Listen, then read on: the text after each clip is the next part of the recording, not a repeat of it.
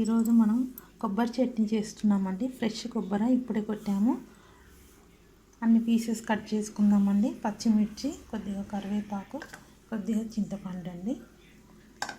చిన్న చిన్న పీసెస్ చేసి కట్ చేసుకుందాము. ఇదంతా హాఫ్ ముక్కలు అండి. చాలా కమ్మగా ఉంటుంది. చాలా రోజులైంది కొబ్బరి చట్నీ చేసి. చెయ్యి మమ్మీ అంటే చేస్తున్నాను. చాలా కమ్మగా ఉంటుందండి. చేద్దాము. పీసెస్ చేసుకున్న తర్వాత చూద్దాము. పచ్చిమిర్చి వేసుకున్నామండి. ఇప్పుడు ఈ కొబ్బరి కూడా కడిగి ఇందులో వేసేసుకున్నాము. చిన్న పీసెస్ చేసుకున్నాము. చాలా కమ్మగా ఉంటుందండి. మిరపలో చేసి తినండి, చాలా టేస్టీగా ఉంటుంది.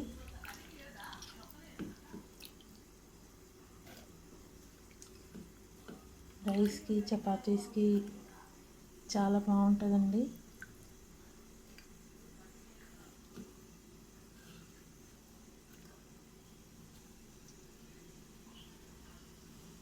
కొద్దిగా చింతపండు, 2 రెక్కల చింతపండు అండి. రుచికి సరిపడా సాల్ట్ వేసుకుందాము. రుచికి సరిపడా సాల్ట్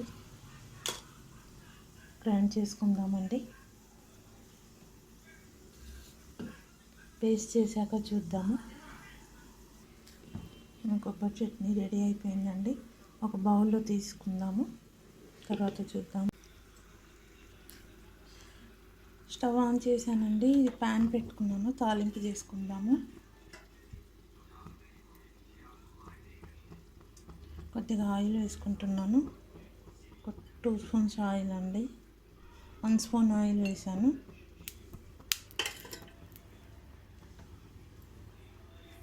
కొద్దిగా ఆవాలండి, జీలకర్ర, కొద్దిగా మినపప్పు, కొద్దిగా పసుపు వేసుకుందాము.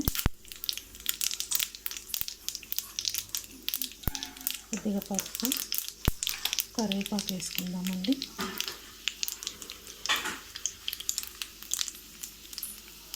కరివేపాకు, ఇందులో కరివేపాకు వేసుకుంటున్నాము. మళ్ళీ మాడిపోతేస్తారండి, అందుకని తీసేసాను. ఇప్పుడు ఈ తాలింపు ఇందులో వేసుకోవడమే అయిపోయింది. చూసారు కదా, మనం ఎన్ని కొబ్బరి చట్నీ రెడీ అండి.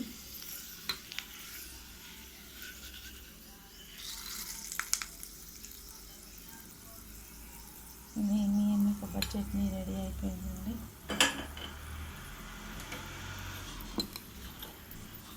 ఎప్పుడు ఎలానే వెరైటీ డిషెస్ చేసి తిని ఎలా ఉందో కామెంట్స్లో చెప్పండి. Thank you.